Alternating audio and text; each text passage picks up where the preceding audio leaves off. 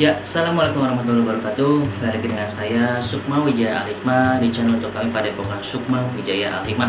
Baik, pada video kali ini saya akan membahas mengenai apa itu namanya, bagaimana kita menentukan halal dan haram ya, hukum halal dan haram ya.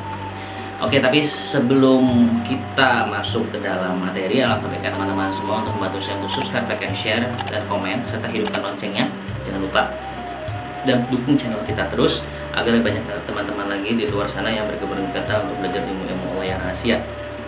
Saya doakan buat teman-teman semua yang mendukung channel ini agar dilancarkan rezekinya, diluaskan rezekinya, diangkat derajatnya, dan dikabulkan hajatnya dikabulkan Allah Subhanahu wa taala hajat-hajatnya. Amin ya rabbal alamin. Baik teman-teman semua, kita akan masuk ya.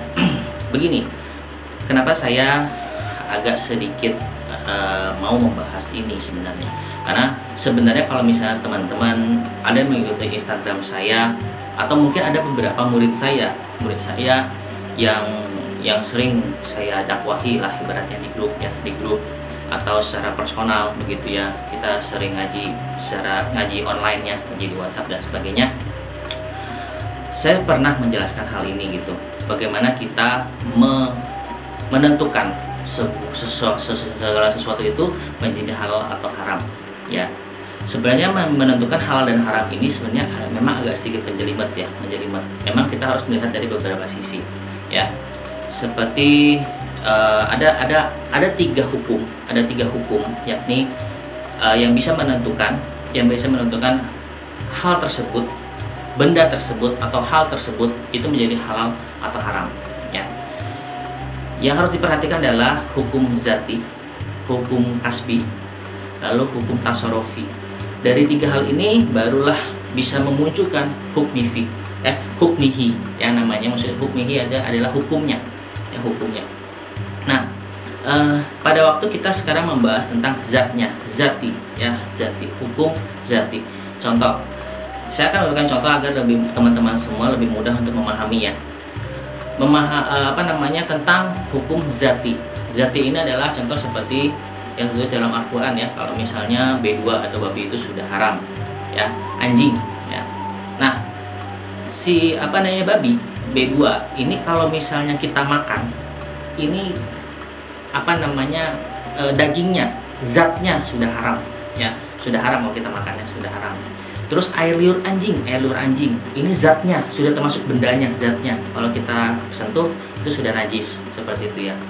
Ada juga tadi itu saya kepikiran itu untuk zat ya, zat itu seperti alkohol atau segala macam minuman atau makanan atau minuman yang memabukkan sifatnya ya, seperti narkotika yang memabukkan sifatnya, yang membuat kita kehilangan akal sehat dan kesadaran kita terganggu ya. Itu sudah masuknya zati, maksudnya adalah hukum mutlak haram. Hukum mutlak haram itu dari zatnya ya. Lalu kedua adalah kasbi namanya. Kasbi ini adalah dimana kita bagaimana menggunakan barang ini. Contoh misalnya, saya sudah catat ya. Ya, saya mau ngomongin apa gitu ya. Al-Quran, misalnya contoh kita menggunakan Al-Quran ya, contoh Al-Quran yang paling gampang. Al-Quran adalah halal, ini adalah suatu benda yang halal, kitab halal, Al-Quran yang halal. Tapi kalau misalnya kita menggunakan Al-Quran nih untuk misalnya kita buat pukul kepala orang ya, itu sudah jadi haram jatuhnya, karena ini sudah masuknya penggunaan benda yang halal kita gunakan untuk sesuatu yang haram, sesuatu yang tidak diridhoi Allah ya, seperti itu. Seperti mukul orang menggunakan Al-Quran itu sudah haram hukumnya. Terus misalkan contoh lagi pena misalnya.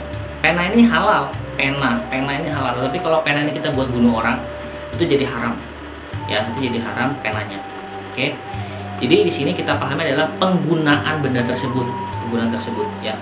Jadi kalau misalnya kita menggunakan internet halal sebenarnya, internet halal gitu. Tapi kalau internet kita gunakan untuk nonton video porno atau misalnya nonton sesuatu yang dibenci sama Allah gitu ya, maka akan jadi haram internet antum teman-teman akan menjadi haram ya. tontonlah untuk yang sifatnya baik-baik, tausiah kek, atau misalnya nonton dakwah kek, atau misalnya belajar agama seperti itu ya. Jadi kan sekarang kan tausiah zaman milenial sudah berbeda dengan zaman dulu gitu. Kalau zaman dulu kita bisa mondok di pesantren atau kita datang ke majelis gitu ya. Nah, jadi emang agak susah kalau jaraknya jauh gitu. Tapi kan sekolah sekarang udah adanya internet, ada YouTube, kita bisa belajar dari rumah ya, nonton tausiahnya guru-guru seperti itu.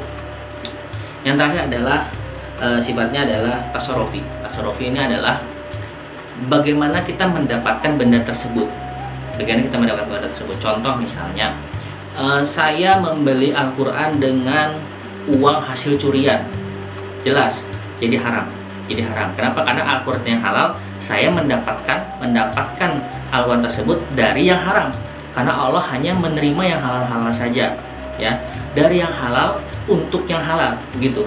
Kalau hukumnya seperti itu. Jadi kalau misalnya kita menggunakan hasil curian atau menggunakan hasil uang dari jual diri seperti itu ya, jual keperawanan ya, karena kan memang beberapa minggu yang lalu atau kalau nggak salah mau akhir bulan Ramadan gitu ya, ada seorang wanita yang memang mau menjual keperawanannya seharga 2 miliar seperti itu ya, untuk didonasikan. Nah, ini dari yang haram untuk yang halal gitu ya. Saya juga nggak tahu benar-benar mau didonasikan apa enggak gitu ya. Cuman ya itu urusan dia lah. Cuman kita memahami hukumnya ya. Kalau misalnya kita memahami hukumnya bahwasanya zina menjual keperawanan itu zina ya, sudah masuk ranah zina. Zina ini haram. Zina ini sesuatu yang paling dibenci Allah untuk yang halal. Maka amal itu akan menjadi haram hukumnya dan tidak akan mendapatkan pahalanya akan menjadi debu di akhirat, seperti ayat surat Al-Furqan ayat 23 ya. Di surat Al-Furqan ayat 23 dikatakan bahwanya, dan kami hadapi segala amal yang mereka kerjakan lalu kami jadikan amal itu bagaikan debu yang berterbangan. Seperti itu. Jadi kalau misalnya kita mendapatkan segala sesuatu yang dari haram untuk yang melakukan halal, untuk melakukan sesuatu yang halal, maka amal-amal perbuatan kita itu akan menjadi sesuatu seperti debu, tidak ada artinya di akhirat, seperti itu. Nah, seperti itu teman-teman. Jadi kalau misalnya kita memahami hukum untuk menentukan hukum halal haramnya, ini harus dipahami dari berbagai sisi ini gitu. Sisi zat, sisi penggunaan zatnya, atau kita bagaimana cara mendapatkannya ya. Dari tiga hal ini baru kita bisa menentukan ini halal atau haram kita gunakan ya. Tentu seperti yang saya tadi jelaskan bahwasanya seperti alkohol itu sudah zatnya haram ya, jadi sudah tidak bisa diapa-apakan lagi ya. Kalau misalnya kita menggunakan sesuatu yang halal tapi benda itu halal tapi kita gunakan untuk sesuatu yang menyakiti orang ya, untuk menyakiti orang atau untuk merugikan orang ya, nah itu sudah menjadi haram hukumnya ya, karena Allah tidak meridhoi hal tersebut. Ada juga satu lagi adalah kita membeli sesuatu, mendapatkan sesuatu, misalnya ilmu, contoh ilmu ya. Kita mau belajar, mau belajar ilmu Allah tetapi dari uang riba atau dari uang sifat nipu, dari uang mencuri, maka ilmu ini jadi haram. Ilmu ini tidak akan nyampe ke Allah gitu. Maksudnya doa-doa ini tidak akan nyampe ke Allah karena menggunakan yang dari uang yang sifatnya haram, seperti itu. Jadi makanya buat teman-teman, mungkin ada beberapa, mungkin kalau misalnya ada teman-teman yang nonton, maksudnya pemahaman saya nonton, ada beberapa memang tidak sedikit pemahaman yang saya tolak gitu. Saya tolak dalam arti pada saat saya wusul, waktu saya doakan, tiba-tiba ini ada getaran bahwasanya uang yang digunakan ini bukan uang hasil kerja keras keringat dia sendiri gitu, tapi uang dari hasil nipu orang tuanya atau ngomong ke orang tuanya minjem buat apa gitu kan, tiba-tiba buat mahar ilmu ini, atau dari minjem ke temannya gitu kan, seperti itu. Atau misalnya dari dia nyuri duit orang tuanya gitu buat mahar ilmu ini. Nah, ini sebenarnya nggak boleh. Dia mau belajar silahkan gitu, tapi harus dengan uang yang halal gitu. Contoh seperti bisa kayak kerja atau misalnya part time dulu kayak segala macam, part time dulu, kerja dulu, seperti itu. Udah dikumpul uangnya gitu kan, baru memahami ilmu tersebut, seperti itu. Jadi memang harus ada usahanya gitu, yang dari halal gitu ya, seperti itu teman-teman. Jadi kita harus pahami dari tiga hal ini untuk menentukan apakah ini masuk ranah halal atau haram. Oke. Oke, sampai di sini dulu teman-teman semua tentang penjelasan saya mengenai bagaimana kita menentukan hukum halal dan haram tentang sesuatu hal. Insya Allah ini bisa menjadi bermanfaat buat teman-teman semua, dan silakan direnungkan apakah memang yang saya lakukan selama ini gitu kan, apakah sudah sesuai dengan ridha Allah seperti itu ya, atau misalnya apakah Al-Quran ini saya benar-benar baca, ataukah tasbih, contoh tasbih ini kita pakai buat zikir atau cuman kelawar buat pamer doang, ria gitu ya.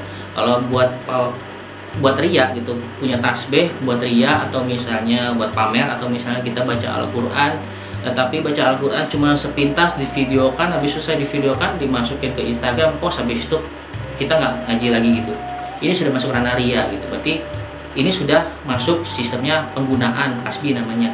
Jadi pada waktu kita membaca Al-Quran ini halal gitu, tapi pada waktu kita gunakan untuk ria, untuk sifatnya yang mau pamer gitu, seolah saya soleh loh gitu, habis itu cuma untuk pamer aja gitu, habis itu udah di belakangnya ya dia maunya supaya orang-orang itu tuh memuji-muji dia gitu, dan setelah after that dia tutup Al-Qurannya dan dia tidak baca gitu.